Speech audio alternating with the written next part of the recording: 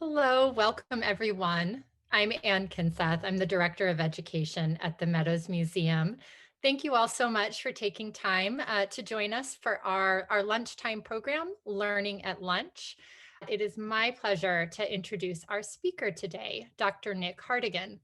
He's an art historian who focuses on the history of public sculpture in America.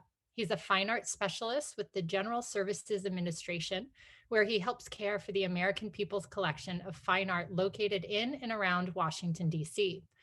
That collection includes the largest body of New Deal era artworks on Earth and one of the largest collections of public sculpture in the country. Dr. Hartigan is interested in how and why our country supports public art and in understanding the explosion of public sculpture that has transformed American public spaces since the 1970s. Prior to joining the federal government, he worked for organizations in the private sector, like the Federation of State Humanities Councils and Americans for the Arts, to advance the capacity and knowledge of cultural organizations around the country. So we are so happy to have you, Dr. Hartigan. Welcome. Hey, thank you, Anne. I am so pleased to be joining you all. It's a real delight to spend some time thinking over Calatrava's work at the Meadows, and I am eager to share my thoughts with you. It strikes me that some of you in the audience may have your own experiences with Calatrava's Wave or other work or exhibitions he's had at the Meadows, and I do hope you'll consider sharing those during the Q&A at the conclusion of this talk. And before I begin, I must also clearly note that I am not speaking for the GSA or the federal government today. Most happy to take questions about that work, but I don't want to give the impression that I'm functioning in my professional capacity here. Merely an art historian who is eager to dig into a fascinating sculpture at the Meadows Museum. The goal of this talk is to offer some background and context surrounding Santiago Calatrava's Wave.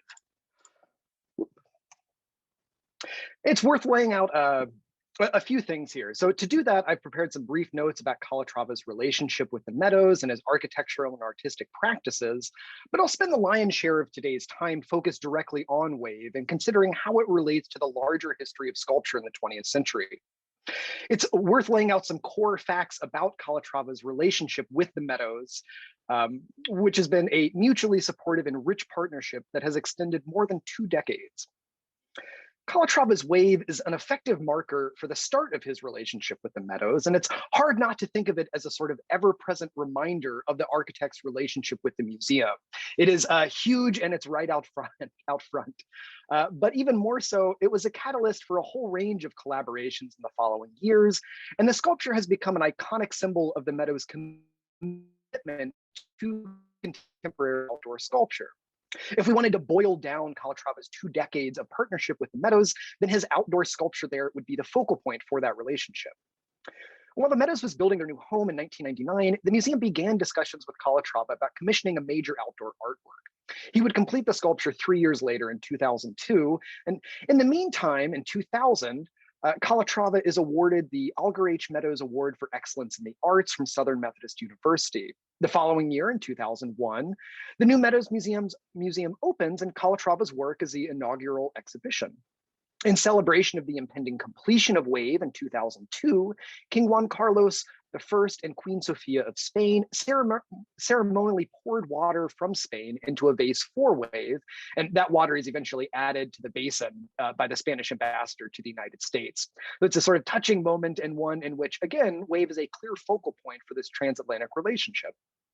In 2005, Calatrava gives the commencement address and is awarded an honorary doctorate from the university. In 2009, the Meadows Sculpture Garden and Plaza are renovated. Calatrava again appears and advises on this project. Wave is given a new observation point from the plaza above. You can see it right there. And the museum hosted a second exhibition of Calatrava's work, this time focused on the creation of that sculpture. And in 2012, the Meadows hosted another exhibition of Calatrava's work focused on their long and productive relationship. So this talk could very easily become a talk about Calatrava the architect, because his architectural biography taken alone is staggering. His firm has completed dozens of award-winning bridges, museums, towers, cultural centers around the globe. Thematically, his work is characterized by soaring pointed forms, spectacular cantilevers and suspensions, and engineering feats, often depicted in a pristine white that references natural imagery. And I would say that if you are interested in learning more about his architectural practice, these images come directly from his website, and that's a really good resource for learning more about the different buildings that his firm has worked on. His architectural work clearly informs his artistic practice and vice versa. And the point I really want to leave you with here is how rare it is for someone who has reached the top of the architectural profession. I think you could credibly consider Calatrava as one of the so-called star architects, these sort of handful of people that do these amazing buildings around the globe. How rare it is for somebody who has completed that and to also maintain a robust artistic practice. But Calatrava works in a variety of traditional artistic media. The Meadows, for instance, owns 3 of his smaller sculptures, Il Dent Palm and a black figure pottery bowl. He's a prolific creator in wood, marble, metal, and pottery. And he also works in 2-dimensional media, as he did in the preparatory sketches for Wave. I am fascinated by preparatory work because it can be so revealing about the completed object and also the mindset of the artist. And I think we get both of these things in these drawings that Calatrava donated to the Meadows.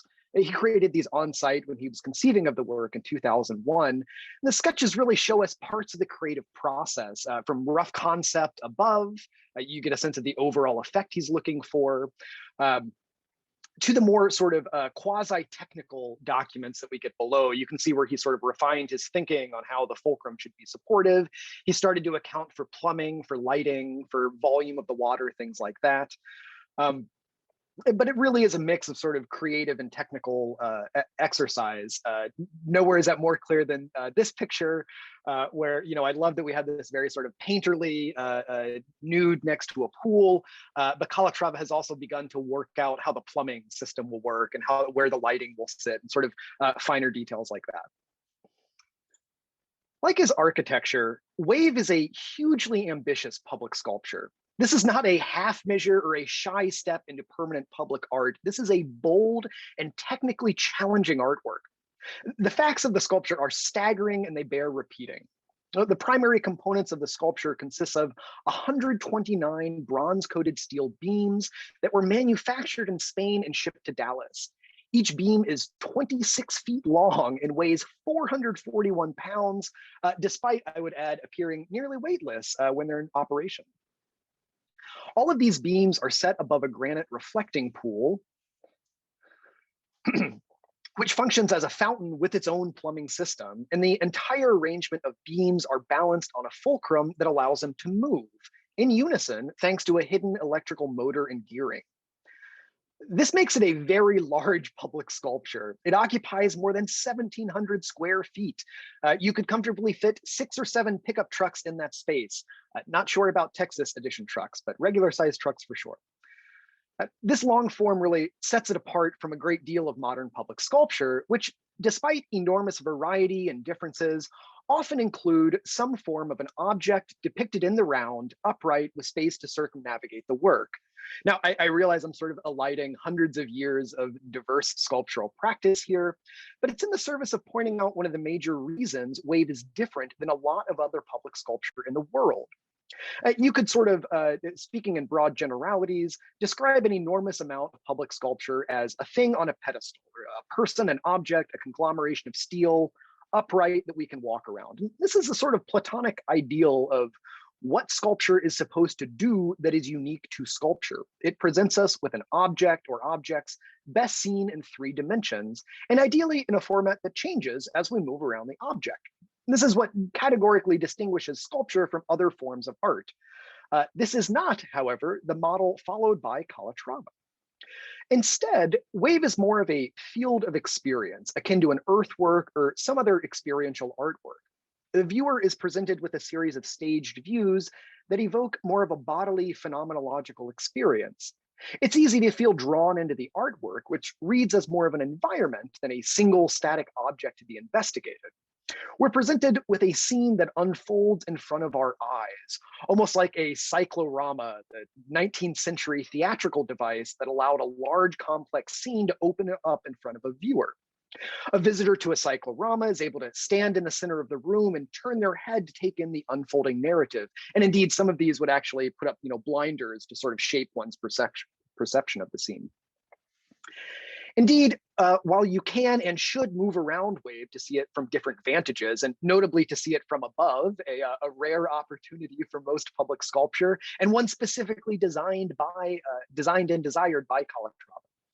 You can also simply stand still and watch the effect of wave in motion and gain a very good understanding of the look and feel of Calatrava's work.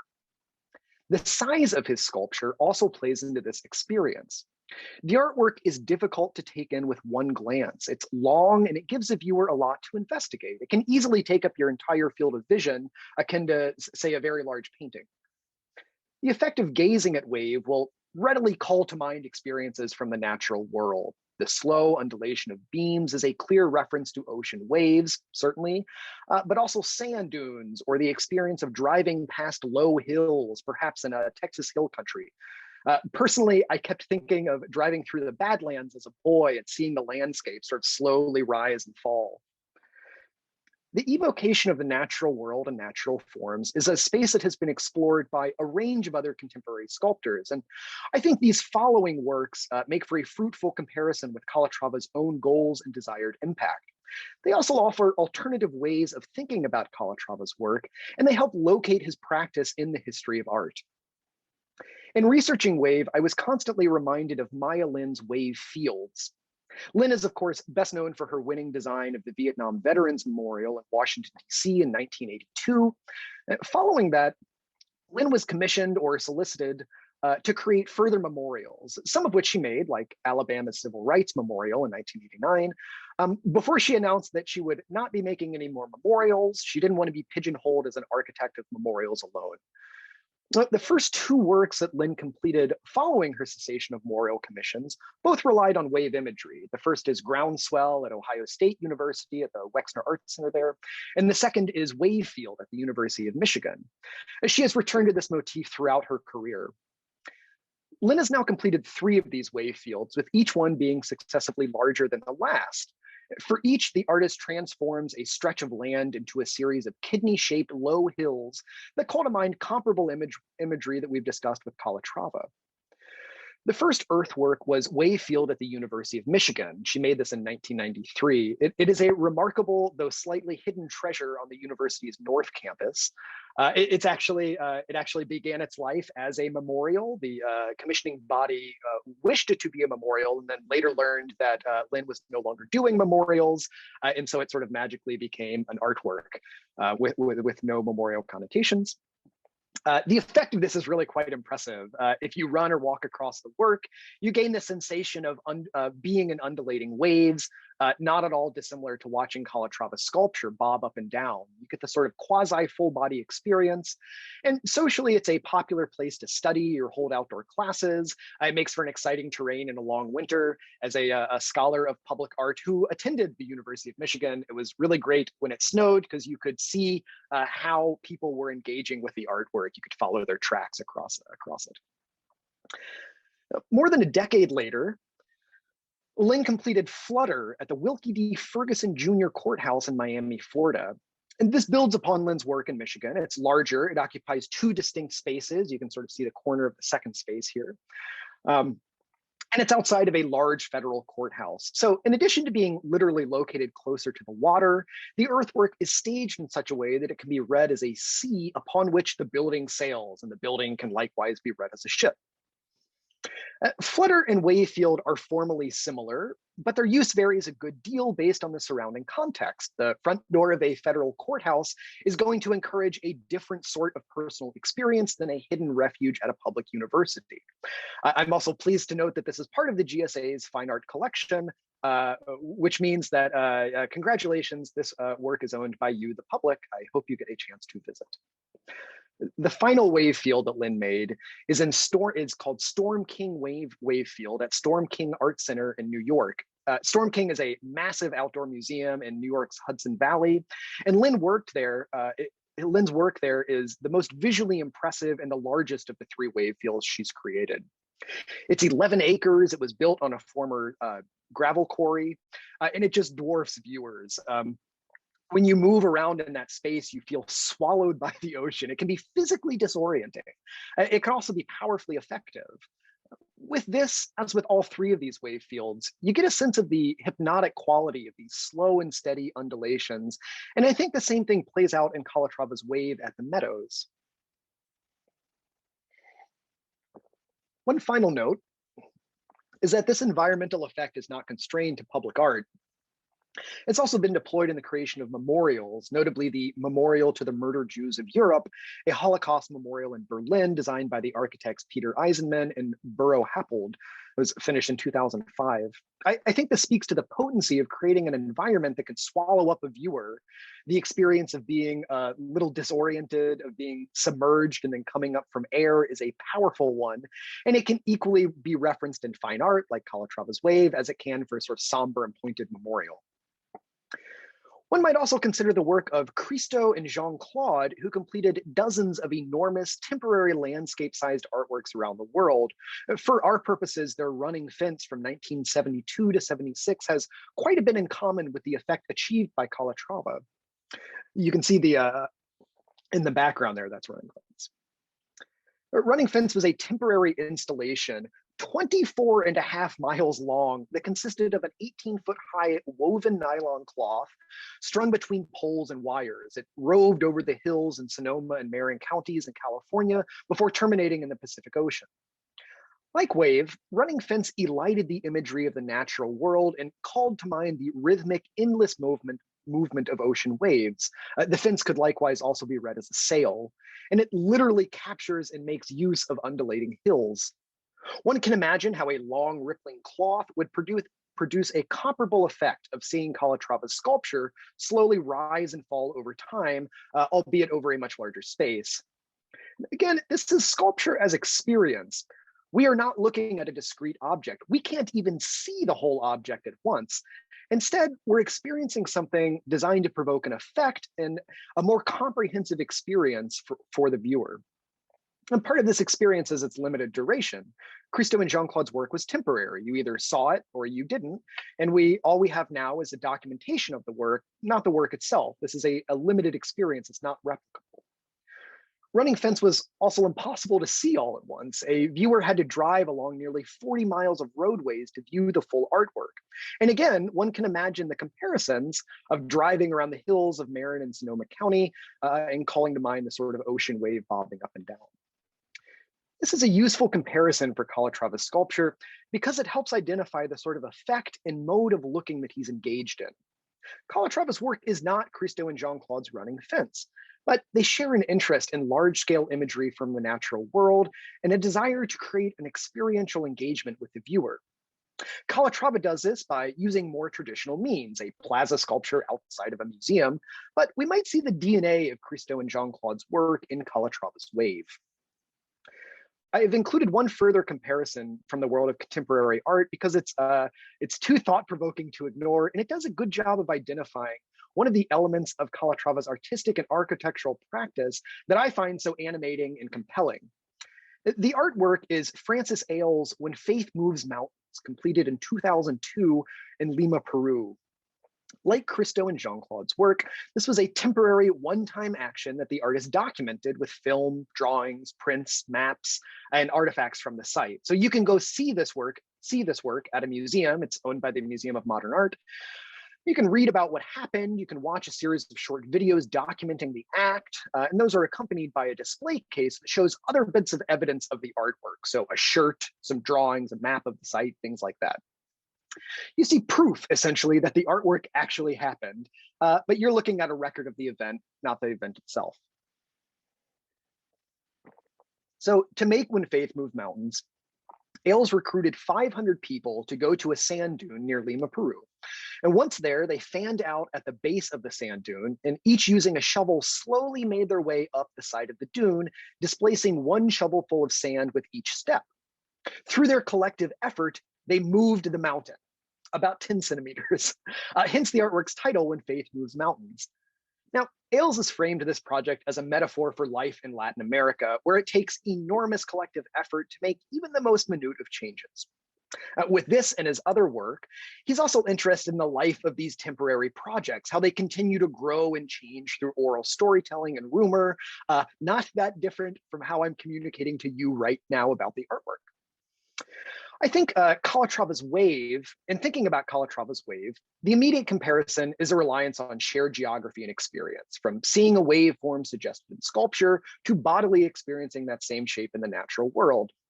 But beyond the shared natural imagery, there's a great deal of common ideological ground in how each artist achieves their goal. Both depend on many smaller elements working in unison to create a powerful overall effect. In both cases, we see the artist marshaling a host of small actions in order to produce a unified and visually spectacular result. Calatrava's individual beams, balanced and carefully tilting, are an impressive feat of engineering, but they are collectively remarkable because of their coordinated action. Just as the work of one of Ailes's single volunteers is impressive, but the real punch of the work comes when we see the result of hundreds of those volunteers working in unison. They literally move a mountain. Out of many discrete actions, we get one collective memorable result. Out of many cantering beams, we get one unified and visually spectacular wave. You lose sight of the individual beam or person because the totality takes over. Out of many, one. And I would extend this metaphor to the larger artistic practice of Calatrava and Ailes, each of whom is able to complete their work in architecture and art making, thanks to their ability to marshal lots of other people toward a singular goal. This is part of a much larger trend in art making since roughly the 1950s that has seen the popular identity of an artist shift from a single creative genius. Think of a figure like Jackson Pollock or Pablo Picasso, a sort of talented yet tortured individual who is a font of creative energy alone. Instead, today, we tend to think more of artists as a conductor, a maestro, capable of combining the skills and effort of a great many talented people in the service of some larger artistic goal. In conclusion, I want to touch on one further school to which Calatrava's work belongs, and that's kinetic sculpture, or sculpture that is designed to move. Now, one could argue that kinetic sculpture has been present in some form for hundreds of years. There are spare examples of medieval artworks that include some mechanism for movement, for example. But it wasn't until the 20th century that we can really start to think of kinetic art as a specific style, thanks to a series of avant-garde artists interested in pursuing this field in some detail.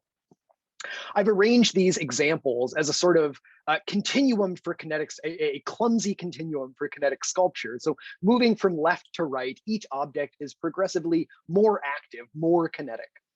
On the left, we have George Rickey's two open rectangles horizontal.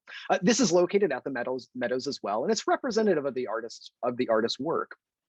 Rickey's sculpture rely primarily on the wind to animate their forms. It's a sort of passive kinetic experience that changes with the conditions at the site.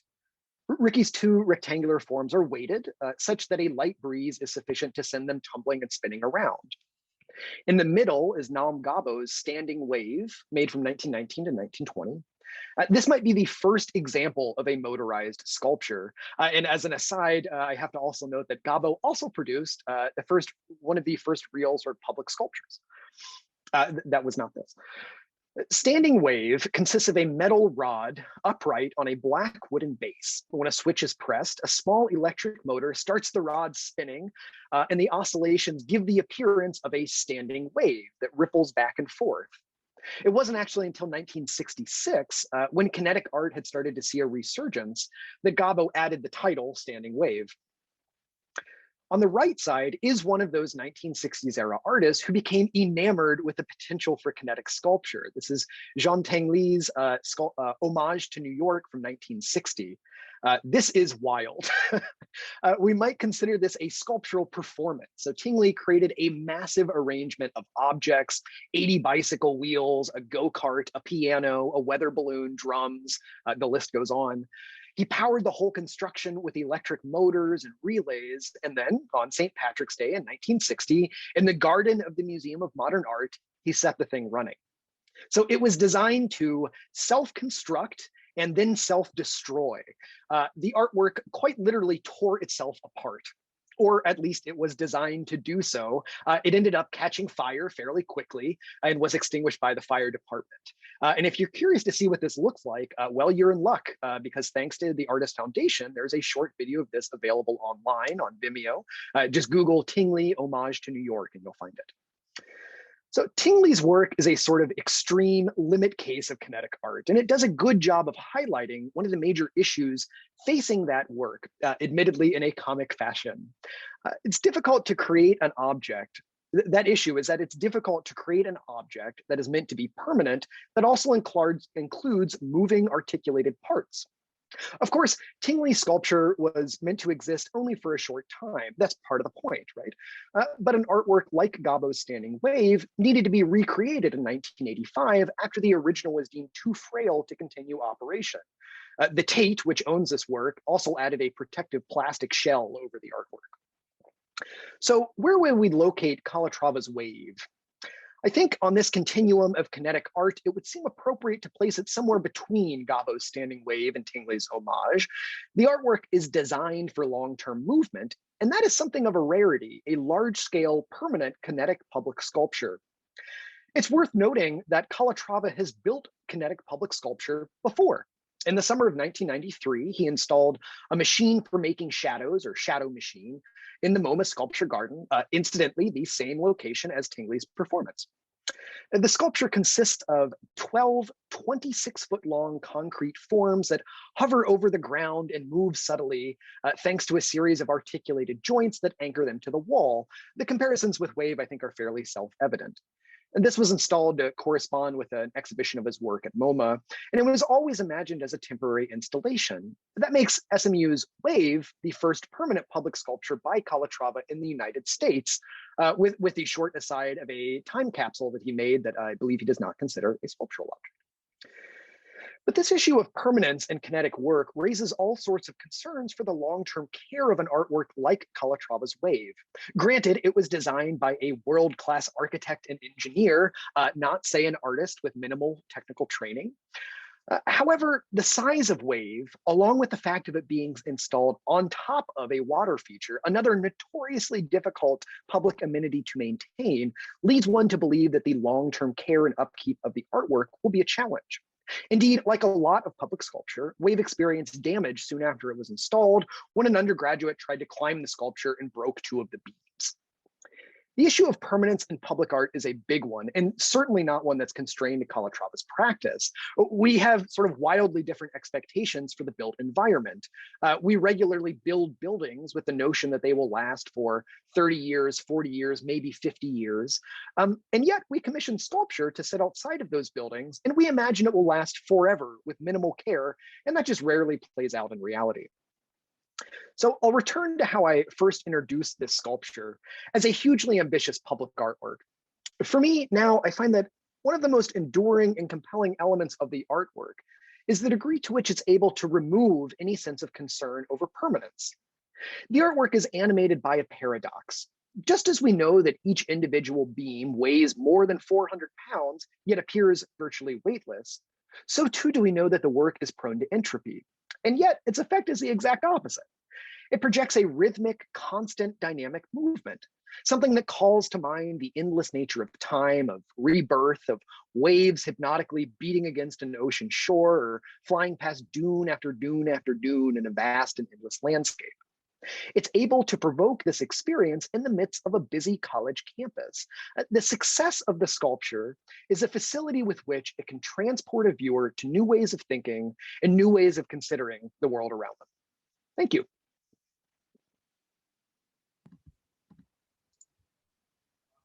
Thank you so much. That was fantastic to really, I think, look at this sculpture within a much broader context than perhaps we tend to do at the Meadows Museum. So we do have two questions. I think you maybe have already touched on both of them, but perhaps there's more to be said. So you mentioned the piece, the other kinetic work, Shadow Machine at MoMA, but do you know of any other kinetic sculptures that Calatrava has done? Uh, Kinetic Sculptures, no, he actually just installed a new outdoor sculpture in Chicago in a fairly prominent location. It is notably not kinetic. It is quite dynamic. The comparisons with Wave are very evident. It sort of is an accumulation of these small red pieces of steel that spiral up into the sky. But it is not kinetic. The real intersection with kinetic work comes with his architectural practice. Most memorably in the States, the Milwaukee, a building he built to complement the Milwaukee Museum of Art features this just it's sort of out of science fiction. The sunscreen that will automatically move and wave back, and the comparisons with Wave are quite evident there. Great, thank you. The second Yeah. question is related to kind of your last point on care and maintenance. And from the museum's perspective, and I should say the perspective of an educator, I am not someone who's in charge of operations or the care of our collection. I do know that in addition to the incident that Dr. Hartigan mentioned with the undergrad, in summer 2018, we had to do some work on kind of the inner workings of the piece to kind of get it moving. But I wonder if there's anything else you can say about kind of how one would approach the care of a work like this, or a work of of public sculpture. Yeah, there's a lot to consider there. I mean, one of the initial issues or concerns over conservation has actually nothing to do with the movement. It's the fact of it being bronze but hollow, right? And many people who aren't completely obsessed with public art think of public sculpture as being much more durable than it is. So the fact of the undergraduate breaking the beams, these are very long, heavy beams, but they're not meant to be load bearing, right? So that's sort of one issue. And then anything that involves repeated movement, it is just going to be sort of a challenge to conserve. Museums confront this in lots of different ways, and I have not spoken with the conservation folk at Meadows, so I do not know what their strategy has been. But often, one of the responses is to have a very clear plan with the artist about what the long-term care of this artwork means. Does he intend for this work to is it only his work if it is functioning? Does he still consider the artwork his work if it is static, for instance? Another approach, another conservation strategy is to keep a pretty healthy backstock, shelf stock of components for the artwork that you could reasonably expect to wear out and degrade over time, so that you're ready to replace that when you need it. So, for instance, the gearbox that he uses to move all this, it wouldn't surprise me if the Meadows had or knew where to find replication parts from that. But yeah, it's definitely a challenge. I mean, and the fact of, it would be a challenge even if there were no water feature involved. The water feature adds a further element.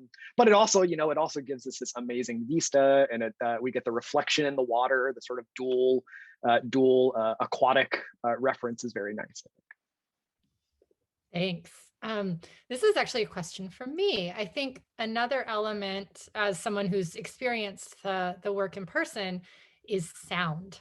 There's a particular sound that this piece that it makes, and I'm wondering if you have anything to add on that kind of auditory aspect.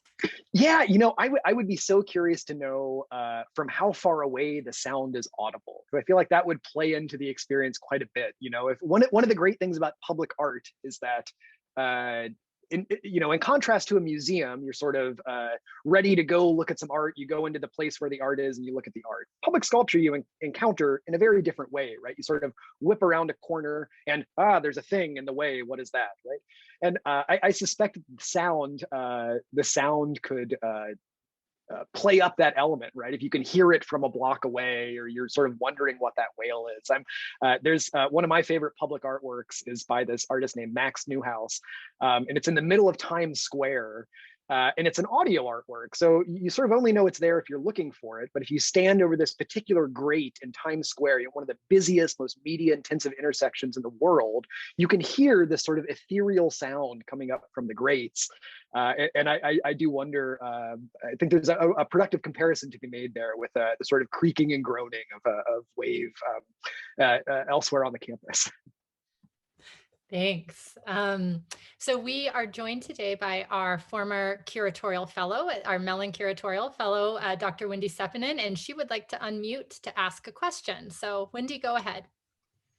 Thanks. Hi, Nick. That was so Hey, lovely. And for those who don't know, Nick and I went to grad school together and worked back to back for many, many years. He's a very dear friend. That was great, Nick. Thank you. thank So you. my question is about Calatrava and the distinction that we might, to what degree we can make a distinction between his architectural output and his sculptural output. And then how, because it sounds like it's very blurry, which is of course an interest to me because I always see even early modern sculptural output as an output of a workshop and the role of sculptor as kind of project manager and head of an engineering or architectural firm. So in the, say, let's limit it to the objects then in the Meadows collection, where we have three more traditional sculptural objects and then we have the wave. So could you talk about to what degree at what point does it go from sculpture to architecture, where that spectrum is very messy, and then how does that map onto the actual production and planning of the works within his architectural firm? That's a great question, and so happy to hear it from you, Wendy. It's I think the distinction is largely one that Calatrava is making himself. There's a sort of a clear visual distinction on, if by nothing else, media alone, where he has organized his artistic works as very sort of easy to pinpoint as an artistic object. So it's sort of a small marble sculpture, things like this. It gets a bit messier though when you look at these other objects that sort of have a toe in one field or the other. I think you could definitely consider Wave that way. The other temporary installation that he made feels very architectural, but was sort of couched in the terms of an artwork and an art object.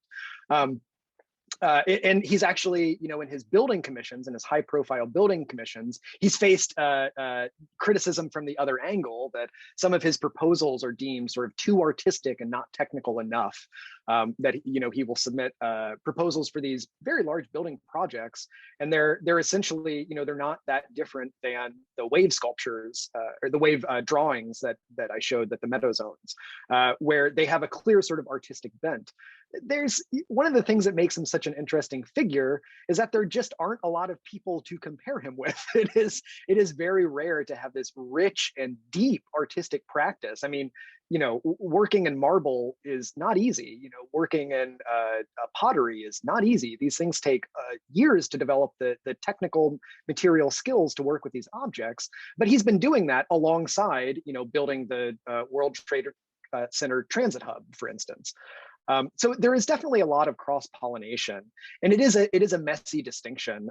One of the works I alluded to is he created the New York Times time capsule. Maybe it's just a New York Times capsule, a time capsule made and commissioned by the New York Times.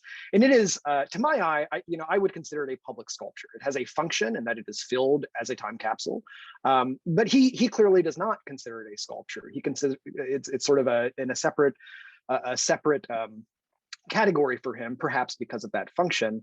But it is somewhat subjective. I think you could arguably make the case either way. And of course, when a work exists in the public realm, the public feels more compelled, I think, to categorize. They have a horse in that race on is that art or is that architecture? And then, of course, his buildings also have a very sort of let's say artistic elements to them that are also architectural.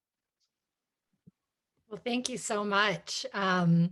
We did have two comments that I just wanted to share from Jean and Penelope. Both thank you for the talk and really putting it in a broader context, particularly with Maya Lin and Jean-Claude and Christo, connections that they had not made before or thought about. So thank you very much for being with us this afternoon. This talk was really fantastic.